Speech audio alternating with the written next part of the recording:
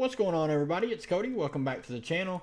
Two-game Wnba slate here on Wednesday to close out the first half of the season.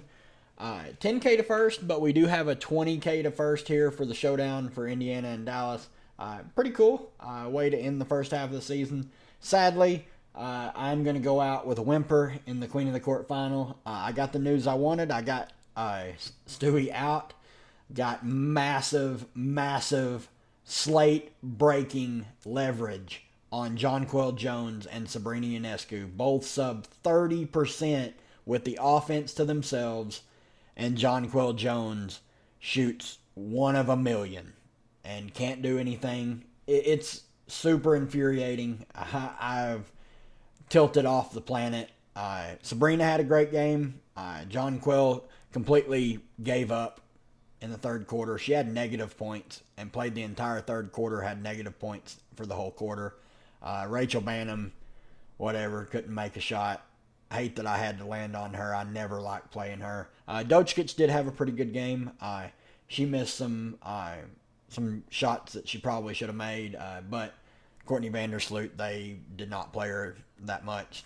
She's pretty well washed up, but we'll see where I finish up. I would love to finish in the top 20. Maybe Asia can get me like 50 or 60 and get me into the 200 mark, but pretty much everybody in my range is going to have Asia left with probably more players as well. So we'll see where I end up. Probably going to be in the bottom half just with the bust from Banham. I really just needed like 8 from her, and then Jonquel just full on busting.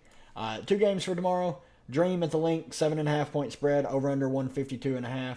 Fever at Dallas, 4.5 point spread, over under 176.5.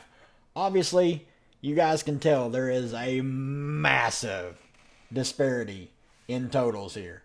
24 points. So obviously no defense will be played in this Indiana-Dallas game. So that's obviously where a lot of the ownership's going to go. And then the Atlanta-Minnesota game, it starts at noon. Then the Indiana-Dallas game is tomorrow night. On the Atlanta side, we do have some news. Ryan Howard is not on the injury report. She is back. Would expect her to be somewhat limited here in her first game in just about a month. But at her price point, depending on the limit, I may have some interest. Obviously not too much with the low total in this game, and the other game just projected to be the Stone Cold Nuts. Tina Charles, 9,100, really hard to play. Minutes have been trending in the wrong direction. She's not been playing that well of late.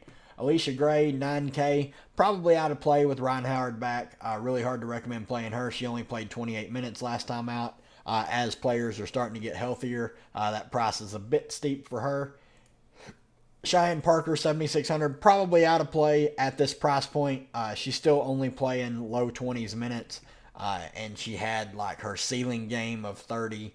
In this minute range, it's really hard for her to pay off that price tag, in my opinion. Canada is out through the All-Star break.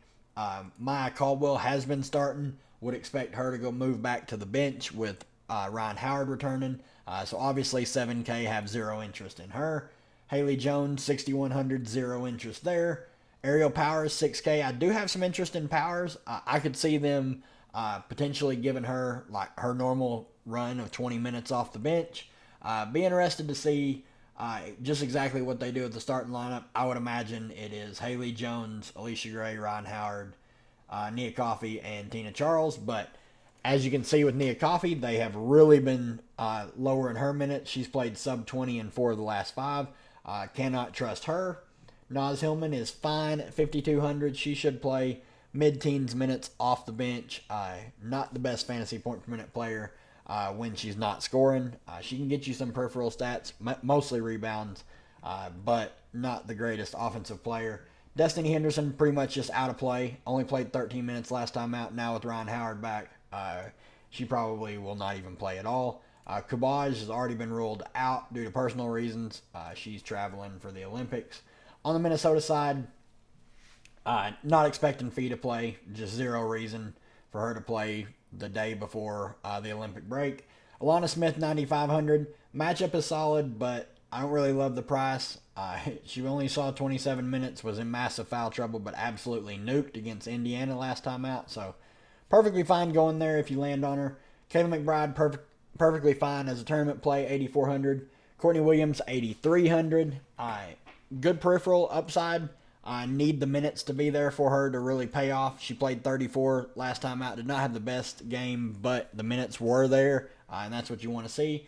Carrollton, absolutely piss missile last time out. Up to 7,900. Really, really hard to pay that price tag for her.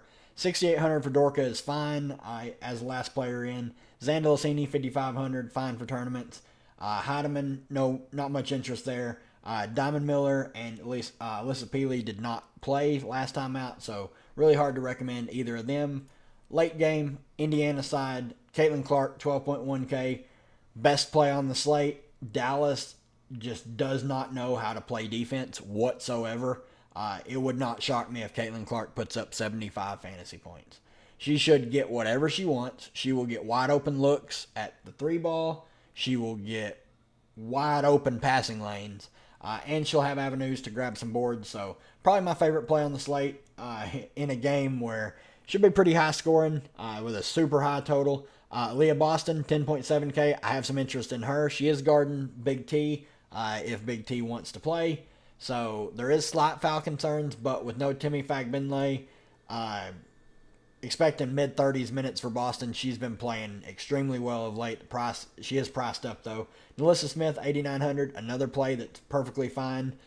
With no Fagbinlay, she should play right around 30 minutes. Last game, we got the Troll game where she only played 23, so you have to worry about that with Melissa. Kelsey Mitchell, 8,600. Love the spot for her. She's playing big minutes of late, shooting the ball a ton. Obviously, her upside lies in her scoring, so keep that in mind. Katie Lou, 6,300. Really, really hard to recommend paying 6,300 for Katie Lou, but minutes have been solid. She's been getting some peripheral stats, and she can shoot the 3-ball, so if you want to take shots there, you can. Lexi Hull is someone I have interest in, 4,400. Been playing at least 20 minutes in the past 3. Not shot the ball well whatsoever. 1 of 13 the last 2 games. So there is a little bit of positive regression coming for her, so do have a little bit of interest in her at that price point. Dantas, 4K. You can take a shot on her. She's going to play 1 rotation. Really, really tough to click, though. Wheeler, barely playing. Can't recommend her. Wallace, DNP. Saxton, DNP. And Berger, DNP. On the Dallas side, Arike Gumbawale is barely $10,000. I know she's not been very great of late. She shot 6 of 16, 4 of 13, 4 of 14, and 2 of 15. But the minutes have always been great for Arike Gumbawale, playing 38 plus. I have a lot of interest, especially in this matchup at that price point. Natasha Howard, 9,800. Great fantasy point per minute player. Minutes have been better the past 2, but they can rock you with one of these 27s, which really limits her upside. But obviously the matchup is great. I don't mind landing on her. Odyssey Sims, over 9K. Woo! She's been great, but, I mean, she does have 20s floor, and over 9K, that's pretty rough. Tara McCowan, 8,100. Obviously, she's slipping back down towards this high 7K range, so do have some interest. Just worry about the minutes with her and the effort. JC Sheldon, 5,700. Really hard to recommend her. She's super inconsistent, but a fine tournament play. Kalani Brown, never know when you're going to get the big Kalani Brown game. She typically plays low teens minutes, but every now and then she'll pop for low 20s, and when they lower Big T's minutes. She's a good fantasy point per minute player, so she can get there if Big T does not. Billings, really hard to get there. Minutes were non-existent against the Sparks this last time out, so not someone I'm recommending. Same with Uzan, same with Suarez, same with Lou Lopez. Pretty tight player pool for this one. A lot to like in this second game, and then you can sprinkle some from this first game, but just want to take a second and thank everybody. It's been an awesome first half of the season. I know things didn't go my way that much. I did have a split first on a showdown, and then split second on a slate here recently. But overall, it's been a great first half of the season in profit. Love that. All you can ever really ask for. The tilts have been there, but the good times have been as well. It's been awesome watching the channel grow. Cannot wait for the second half of the season and to see just how far and how big we can turn this thing. So good luck to everybody tomorrow, and hope to see you at the top.